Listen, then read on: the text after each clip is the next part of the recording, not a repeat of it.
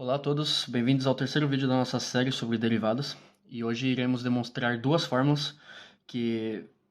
A segunda fórmula é um pouquinho mais utilizada do que a primeira é só uma generalização, que são bem importantes e vai aproveitar para eu ensinar para vocês um pouquinho sobre a prova por indução em matemática, que eu acho que eu comentei no segundo vídeo, mas eu não fiz nenhum exemplo, então agora vão ser duas demonstrações que vamos aplicar brutalmente essa prova por indução, que é muito importante em matemática, principalmente quando estamos trabalhando com números naturais. Então a primeira fórmula é a fórmula da derivada de n funções. Então no segundo vídeo dessa série eu demonstrei a fórmula de um produto, mas era para duas funções, e podemos generalizar isso para essa fórmula um pouquinho nojenta aqui, mas que vai ficar bem claro na hora que a gente começar a demonstrar. E a segunda, que é muito importante, que é as derivadas sucessivas de uma potência. Né? Então, muitas vezes temos que derivar uma função desse tipo aqui várias vezes, e temos uma fórmula que nos dá diretamente essa derivada, que é essa fórmula aqui, com fatoriais. Tá? Caso vocês não sabem, o ponto de exclamação é fatorial. E essa notação aqui, que é a derivada a derivada k dessa função, entre parênteses, eu expliquei no primeiro vídeo. Então, se vocês não estão muito familiarizados com essa função, com essa notação dessa função, eu convido vocês a verem o primeiro vídeo do canal. E então vamos lá demonstrar essas duas fórmulas. Ok, primeiro eu vou explicar um pouquinho para vocês o que é a prova por indução, né? O que é uma indução matemática. Então, aqui eu vou fazer uma flecha, o que representa os inteiros, né? E eu vou fixar um inteiro n0. Né? Quando eu fazer essa anotação P de n, simplesmente é uma propriedade que eu estou avaliando em n. Né? Vocês podem ver na internet propriedade ou predicado, pouco importa. E a base da indução matemática é, basicamente, a gente verificar que uma propriedade é verdadeira em n0, então um inteiro que a gente fixa, né? Pode ser qualquer inteiro, pode ser 0, pode ser 1, pode ser 2, pode ser 7, pouco importa. A gente vai supor, então a gente verifica se essa propriedade é verdadeira no primeiro, a gente vai supor que ela é verdadeira até n, né? E a gente vai mostrar que ela é verdadeira em n mais 1. E esse é o princípio da indução matemática, que é basicamente, se você mostrar que, depois que você supôs que ela é verdadeira até n, e você mostrar que ela é verdadeira em n mais 1, ou seja, por indução matemática, ela vai ser verdadeira para todo mundo, e aí a propriedade vai ser verdadeira para todos os inteiros, ok? Então, as etapas de uma prova por indução é a inicialização, inicialização, né? Então a gente vai escolher um n, um inteiro pouco importa. Então normalmente a gente escolhe 0, 1. No nosso caso, para a primeira demonstração eu vou escolher 2, por exemplo, vocês vão entender por quê. Né? E depois a gente vai fazer o passo indutivo. Então aqui a gente se chama passo base. Então é o começo da nossa indução. E o próximo vai ser o passo indutivo. Então a gente supõe que n é verdadeiro, então o predicado em n é verdadeiro. E a gente mostra que isso implica que o predicado em n mais 1 é verdadeiro também. E aí isso vai concluir a nossa prova. E aí a gente vai conseguir demonstrar as fórmulas que a gente quer demonstrar. Ok? Então, esse tipo de prova é muito importante. Ela é utilizada muitas vezes, principalmente quando estamos falando de naturais. Então, é muito importante. Essa é o que eu falo que é a indução normal, né? Porque tem vários tipos de indução. Então, essa é a indução mais simples, a mais importante. E essa que a gente tem que saber fazer muito bem. Ok, vamos lá. Então, a nossa primeira fórmula, eu anotei ela aqui em pequeno para a gente não perder o foco, vai ser a primeira prova por indução que a gente vai fazer. Então aqui eu já escrevi o passo base, né? Então vai ser o nosso primeiro passo. A gente quer demonstrar um produto. Então o passo base tem que ser necessariamente para 2, né? Porque a gente não pode fazer um produto com 1 ou com 0, né? O produto é sempre uma função com outra função. Então o nosso primeiro vai ser n igual a 2, né? E isso a gente vai usar a fórmula que a gente já conhece. Então, por exemplo, vamos fazer o produto de f1 e f2 avaliado em x0. Isso vai ser igual a qual? Então, essa é a fórmula de um produto de derivados. Então, vai ser a derivada de f1 vezes f2 mais f1 vezes a derivada de f2. Ok? E aqui a gente só vai verificar se essa fórmula é a mesma coisa que essa, mas para n igual a 2. Aqui nós temos uma soma de produtos. Então já começou muito bem, temos uma soma de produtos, né? Então vamos fazer uma soma. Aqui temos uma soma de k igual a 1 a 2, né? Porque a gente está fazendo o passo base, então n igual a 2. Né? Então vai ser f, a derivada de f em k, então aqui é a derivada de 1, avaliada em x0, né? Vezes f2. Só que f2 não está derivado, então é o produto. E olha só, aqui temos uma condição muito importante, que é i é diferente de k. Então, quando i igual a 1, e k... Não, desculpa. Quando k igual a 1, i não pode ser igual a 1. Então, ele tem que ser necessariamente igual a 2. Ah, muito bem. Aqui, se aqui temos i igual a 1, então k tem que ser igual a 2. Né? Porque eles não podem ser iguais. Então, temos exatamente a fórmula que estamos procurando. Então, aqui temos de i igual a 1 e i diferente de k, até 2, de f e x0. Então, aqui a gente provou. Então, o predicado em 2 é verdadeiro.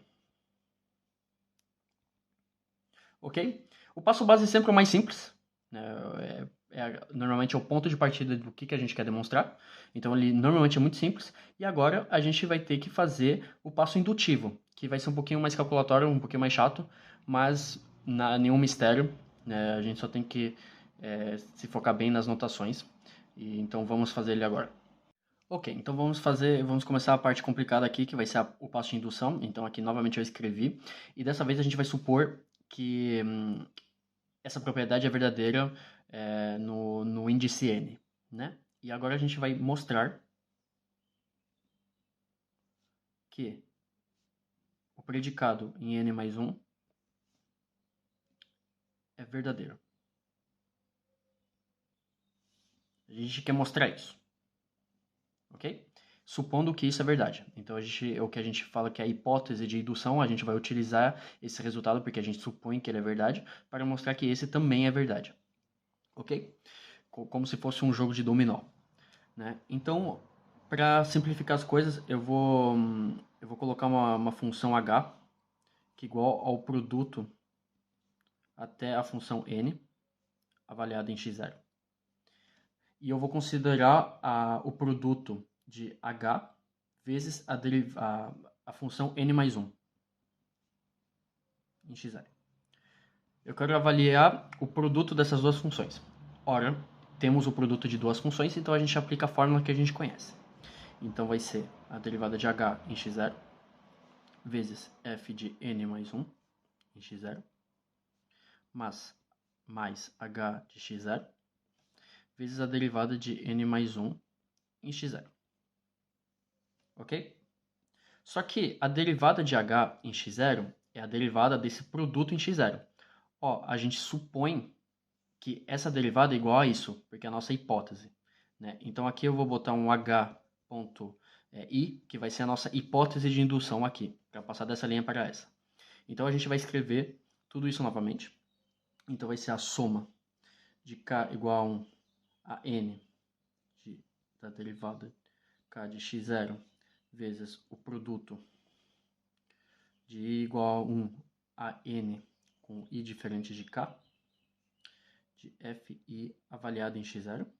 Então, esse é a derivada de h, vezes fn mais 1, x0, mais nosso produto, então vai ser f1 até fn de x0, vezes fn mais 1 de x0, mas é a derivada. Ok? E agora, como podemos simplificar tudo isso? Vemos aqui que temos um produto de funções até n vezes a função n mais 1. Então, a gente pode entrar esse termo aqui. Então, vai ficar a soma de k igual a 1 a n de f de k x0 do produto de i igual a 1. Então, aqui não muda. Só que aqui a gente entrou mais um termo. A gente entrou o último termo. A gente entrou o termo n mais 1. Então, esse produto, em vez de ir até n, vai até n mais 1. Então, aqui vai ficar n mais 1. mais um produto até n de x0 vezes a derivada de n mais 1. E aqui a gente reconhece que, na verdade, essa soma aqui a mais é a mesma coisa que isso, só que até o último termo, né? Então, aqui temos uma soma de um produto mais a soma de um produto. Então, a gente pode entrar esse termo para cá. Mas a única diferença é que, em vez de terminar em n, vai terminar em n mais 1.